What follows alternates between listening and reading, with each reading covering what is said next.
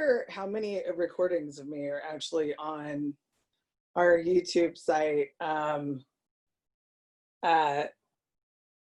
I've been coming to this meeting for a while. I feel like I've done it like 100 times. And I know that not everybody here has heard my story before, but to me, I've noticed that I've been rushing a lot. Like lately when I've been asked to speak, I'm like, blah, blah, blah, blah, blah, blah, blah, because I feel like everyone's heard it before. But I'm going to tell a couple. So I'm just going to, I don't know. I'm always like pew, pew, pew, when I do this kind of share.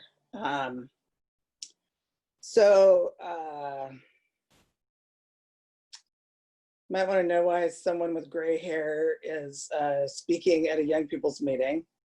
And the main reason is it's an Alcoholics Anonymous meeting, so it doesn't really matter how old you are. But I do qualify in every sense because I got sober when I was 17. I spent the last year of high school, I think I had been sober like, I don't know, like less than a month when I went back to high school, as like a newly clean and sober person. And I think I've shared this before with people from this group, but like, I mean, thank God I was not a newcomer like now, because, and not for all the people who are like, oh, you poor newcomers, it's so hard to be sober during COVID-19. No, I actually don't agree with that very much. I think it's kind of lame to say that to new people. I think it's hard in any circumstance. But I'm glad because of social media. Like, I'm sure I would have just been telling anyone. I already told everybody, like when I first got sober, I could not shut up about being sober. I can barely shut up about it now. Took me years to figure out that,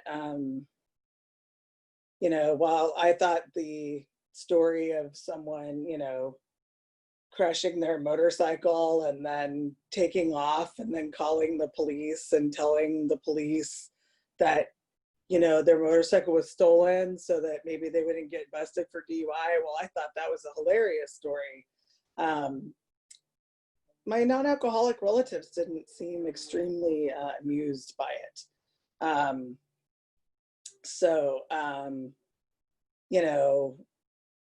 don't know. I would have my point is I would have blown my anonymity like millions of times. And so I guess it's good that I'm not famous too, because I'm sure I would have done it back then as well. So I'm just going to share with you the plan for my life and that I had when I first got sober. So the plan I had for my life was I had lots of irons in the fire, as you do when you're drinking. But my main plan was that I was going to, I was working at the fair. Cat butt, my favorite. Like selling hats and leather halter tops with this like father and son team, and so, and of course I was sleeping with the son, who was somewhat closer to my age at the time. He probably still like, it was probably illegal. But my plan was I was going to like run away with the fair, and this is where my head was at, you guys. And I like to mention this mostly because it reminds me just how like, just what I thought of myself. I was like, well, when he gets sick of me, I'll just sleep with his dad. And when he gets sick of me, I'll just move on to somebody else. And so, I was already thinking of myself like a box of Kleenex, And while I was drinking, I experienced a lot of what I still call it waking up underneath people, but I think, you know, I would call it something else now. And, you know, I just, my first sponsor said to me once, actually during my fifth step, she was like, you did everything I did, but you just did it on fast forward. Just, and so, you know, by the time I got to Alcoholics Anonymous, even though I didn't necessarily look horrible, but if you looked close, I didn't look great. I would forget to brush the back of my hair. So everything I saw looked okay, right? But the back was like, you know, one of my friends used to call it the wool. You know, I still remember when I first got sober, my sponsor was like, I kept seeing all these bugs in my skin, these little tiny bugs. I think I told Sarah this story the other day. And there was these little bugs in my skin, these little red bugs. And my first sponsor had been an emergency room nurse. And she said, she's also from Alabama. So she was like, honey, you have the DTs. And I was like, I don't have DTs, I'm 17. You know, I didn't dispute that I was an alcoholic, but I was like, you know, I don't have DTs. And so there was, you know, those rumors that go around and the daily, you know, I don't know what you call it, drama that happens in Alcoholics Anonymous. So of course someone was like, hey, at this meeting, you know, somebody's got scabies, and I had gone to this meeting. And so I freaked out. And I was like, Mom, take me to the doctor. I have scabies. And I went to the doctor and found out I was having DTs. So there you go. You know, that's the kind of drinking I did. And, you know, even though our AA book talks about this in kind of old-timey, maybe a little bit sexist language, it's true. It doesn't take a long time to get, you know, like super fucked up from drinking, and I'm living proof. And, you know, I just wanted to drink all day. I wanted to be wasted all the time. I was like a garbage can, you know. If it would alter my mood, I would take it. But my little secret was that while I very much enjoyed drugs, I knew that when I drank, I could not predict what was going to happen. And so, you know, I did this thing, you know, like, I still remember my mom was taking me to rehab. I was like, oh, my mom's such a bitch. You know, if she would just let me smoke pot, I wouldn't have to drink, you know. But of course, I had already been trying that, you know, like, and it wasn't working. And at the end of my drinking, I was like, you know, out of rehab and drinking all the time, and doing a lot of coke, because it gave me the illusion that I could control my drinking just because I could remember. And so, you know, that's where I come from. And, you know, when I finally got sober, and I say finally because I had been introduced to AA when I was 16, and I didn't think I was an alcoholic or anything. And so I kind of caught this disease from you guys. I definitely caught this disease from you guys. Like, I mean, for one thing, I was a kid. I'm sorry if you're 17 and you're upset maybe calling you a kid, but now that I'm 51, I mean, lo siento, what am I going to do? So, but I remember just being like, I was so scared that I was going to drink it again. I was just scared to death. And so, you know, I did almost everything my sponsor asked me to do. You know, there were a few times when, like, once I lied to her and told her, oh, I can't go to the Saturday meeting because I went to see Judas Priest with a bunch of other several people, you know, like, and I didn't do every single thing.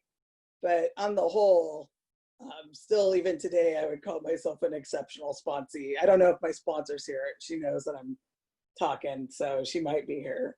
We'll see if she agrees. But, you know, normally I like do the stuff. And part of it was just plain fear. And for years and years and years, I was terrified. It was like, you know, like drinking was Freddy Krueger or something. And I'd go to sleep one night and it'd get me in my sleep and I'd like wake up drunk, you know, and I don't feel that way today. I was talking with another member of this group a few days ago, and when she relapsed, the last time she relapsed, like a bunch of her friends dumped her. And I've been that person before. You know, I mean, I guess I could be that person now, but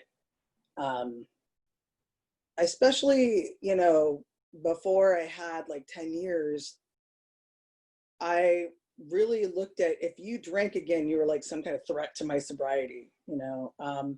And there are people who are threats to my sobriety. I ain't gonna lie. One of them's my ex-girlfriend.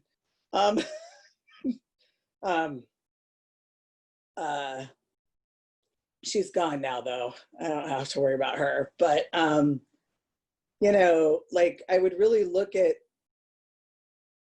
people with, I would just almost like terror, and I guess it was in a way. But today I know that people leave AA and drink for a lot of reasons. And I also don't know, I can theorize about those things, but I don't know what those reasons are. And because I'm not them and I'm also not God. And so, you know, I think that, I don't know why I mentioned that, but I think it's important to mention.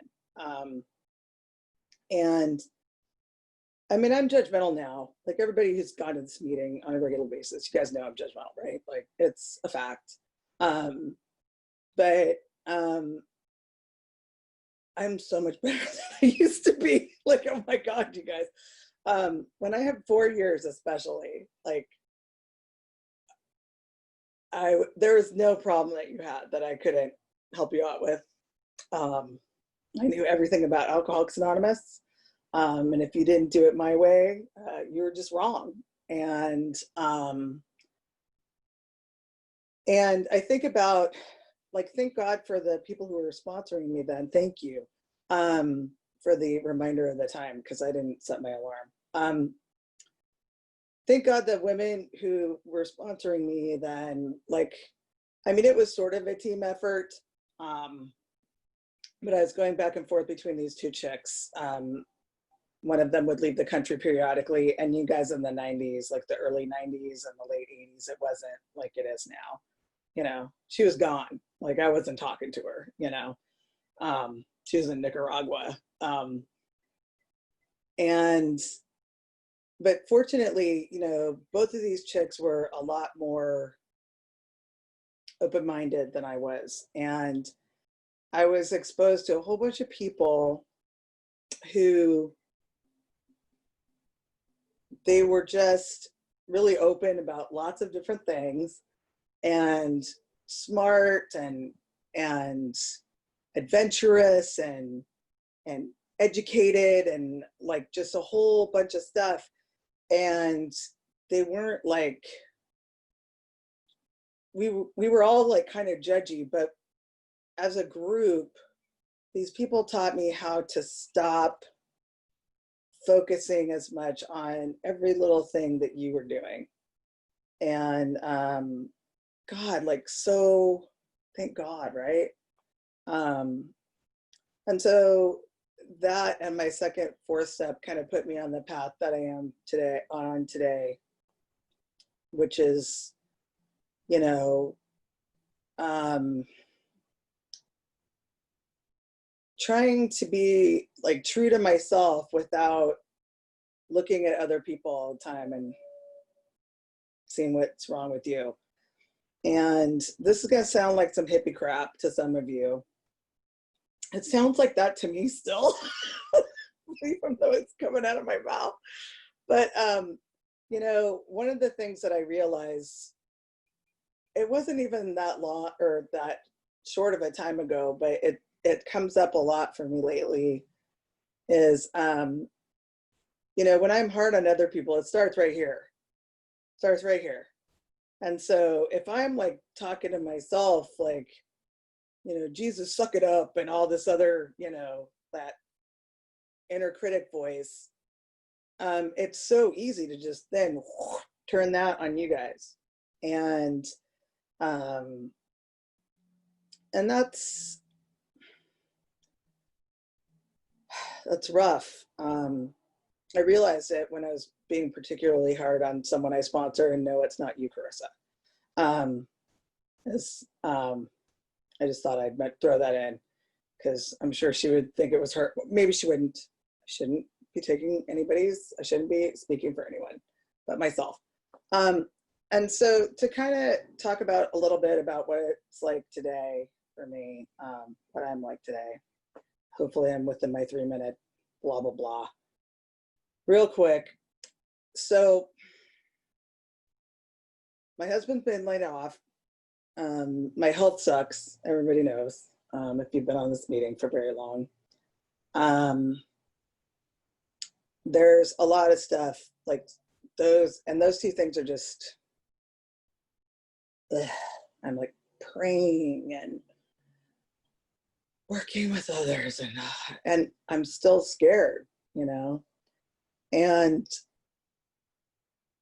that's when I have to remind myself something that I think we all learn at some point if we stay sober, which is just because I'm sober doesn't mean a happy, fun time all the time. I have some friends who have a meeting called Get Sober, Win Prizes, and I have never been to it, but I hope that it is sort of like a joke of a name because that hasn't been my experience. I have never won a prize, except for the internal gifts I have, you know, and there's like times where I'm like, I want some like external gifts, Mickey Fricky, like now, please. A lot of the things that, a lot of my ambitions and that kind of stuff have not been realized. And so, you know, it's taken step work and talking with my sponsor and all of those things to keep me on this path of sobriety, because I never want to go back to thinking of myself like a box of Kleenex. And so I'm pretty sure I'm definitely out of time. Thank you. I'm going to stop, and I am turning it over to Adam and for people to call on. Ciao.